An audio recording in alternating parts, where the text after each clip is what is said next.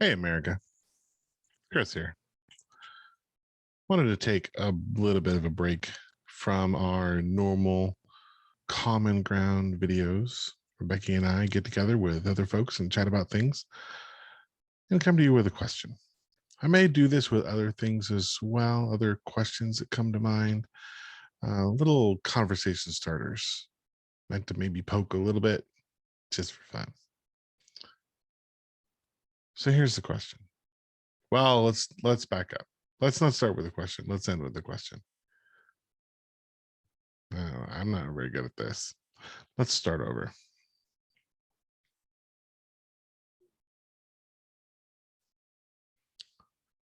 Hey, America. So before our next Common Ground episode, I wanted to bring you a question, something that's been rumbling around in my head for a little bit now, and I'm not exactly sure how I feel. So I figured I'd put it up to you guys, see what you think. So I was thinking about a line in the Declaration of Independence the other day. It's the life, liberty, and pursuit of happiness thing, and what those words mean. And I want to read to you, as I just reread it myself, the line from the Declaration of Independence to remind what it actually says.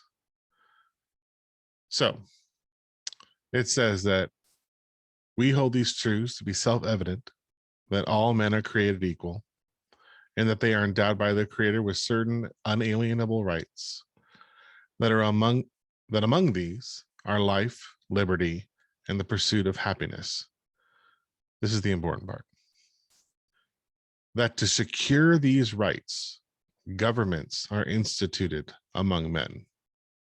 That to secure these rights, governments are instituted among men. So let's pretend I'm not an American citizen. Let's pretend America is not even a thing. Let's pretend we all just live in the wild and America isn't what it is, and there's not all these people here. We'll go back several hundred years. It's just rolling plains and lots of things that want to kill you. Those things, life and liberty and pursuit of happiness, were not guaranteed. Right? I could die at any minute from a variety of things. Even other living beings could have come up to me in the middle of a wide open plain and just killed me if they wanted to. If there's no law, then there's no guarantee of life. Same thing with liberty. I could have been enslaved. There's certainly plenty of evidence of that in human existence. And certainly there is no guarantee that I might have been allowed to pursue any level of happiness. So if I'm on my own, I'm on my own. But I think we would agree that one of the elements of being in a society together, regardless of your political leaning, is that as we come together as a society, we are not alone. And this concept of life, liberty, and the pursuit of happiness that governments are instituted to secure is something that I think we can all reasonably be on board with. But that's an interesting thing because I was thinking about life today in modern America. And I have all these kids in the house, and they're all late teens up to early 20s, a lot of launch pad ages. They're getting ready to have their first or second jobs. They're starting to think about um, getting places on their own, and they're trying to make sense of how are they going to exist in this world um, outside of my umbrella. And it's a hard question to answer. And I wonder myself, like after all these decades of working and participating in this system that we have that goes beyond just democracy. I don't work to uphold democracy. I work up to uphold capitalism, right? I work to uphold our free markets. That's why I go to work and I exchange my time and my labor for money issued to me by my government, which I then put in a bank. And then I go to a store and negotiate the exchange of this money that was issued to me for my time and my labor for things I want to buy, or to make my mortgage payment, or to pay the electricity bill, or whatever. And I think all of us that have jobs can agree there isn't a lot that feels free about that. So when we talk about America being free and the freedoms that we all experience, it's a curious word. And what does freedom really mean in light of how the world, how certainly how our country seems to work these days? So I pose this question to myself and I pose it to you now. If life, liberty, and pursuit of happiness are unalienable rights, meaning they can't be stripped away from me, and my government's job, first and foremost, is to ensure those things, to protect those things, then what is the minimum level of life, liberty, and pursuit of happiness that should be guaranteed to me as a citizen, even if I don't want to participate in capitalism? So let's think about this. Let's say I don't want to work. I just don't. Let's just say that's the case. I don't have to work, right? We're not going to suggest that labor in America is a compulsory, right? I'm not forced into labor. I choose to do this, right? I choose to go to work. As does anybody else, as do you. If you're watching this and you have a job, you choose to go to work and to participate in this economy that we have. But what if I didn't? What if I didn't want to work? What if I did not want to participate in capitalism? I don't see anything in the Declaration of Independence. I don't see anything in our Constitution. I don't see anything in any of the amendments that says I must work to ensure life, liberty, and the pursuit of happiness, that I must work to ensure my ability to thrive as a citizen of this country. I don't see a connection between democracy and capitalism. That is a secondary thing. Our economy, our chosen economy, is something that we have layered on. So let's say I don't want to work. Why? Who cares? Right? I just don't want to. Liberty, right? I can choose how I want to live my life. And let's say I don't want to participate in work anymore. And I keep saying it because I want to get this concept in that it is a choice. I am deciding to go to work. I'm deciding to participate. And if this country is free, I should be free to decide not to. Consequences for sure, but I should be free to decide not to. But the Declaration of Independence says that life and liberty and the pursuit of happiness are inalienable to me, unalienable to me. That's a tough word, unalienable to me, can't be taken away. And then it's my government's job to secure those things for me, to make sure that I have them. That is what is owed to me as a citizen of this country, as a person underneath my government. Here in Houston, where I live, it's hot.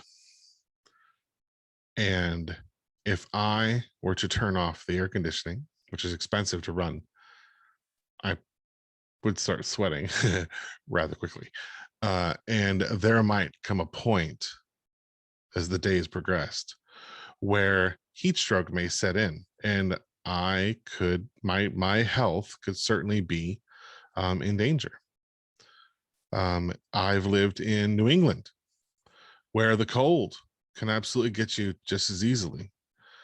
If I did not have heat, my house would freeze, my pipes would freeze, I would have no water, and left to my own devices in a New England winter, I could absolutely freeze to death.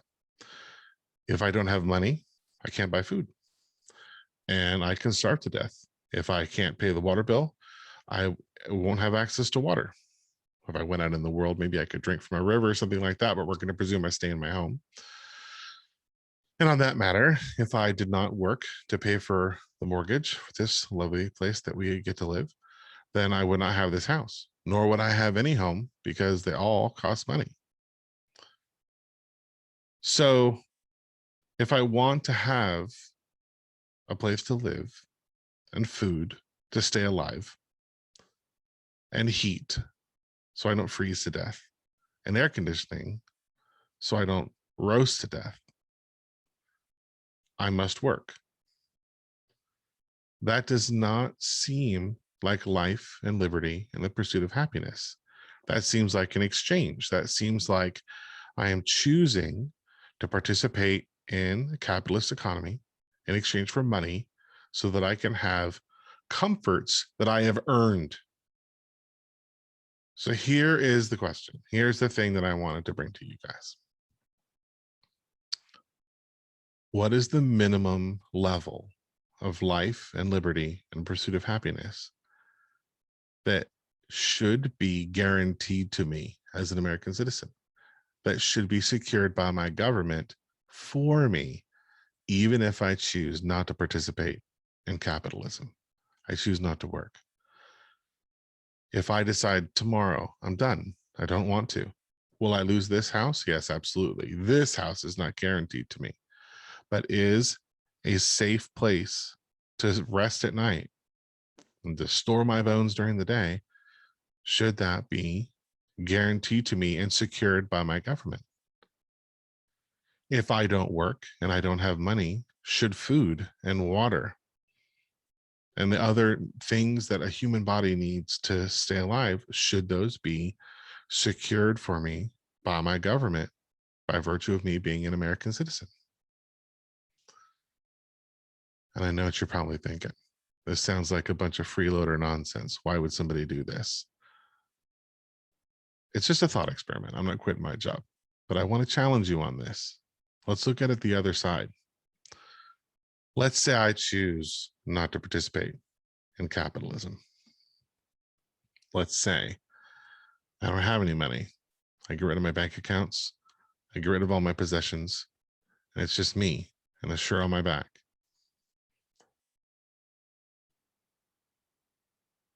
If I did not provide for myself in some way,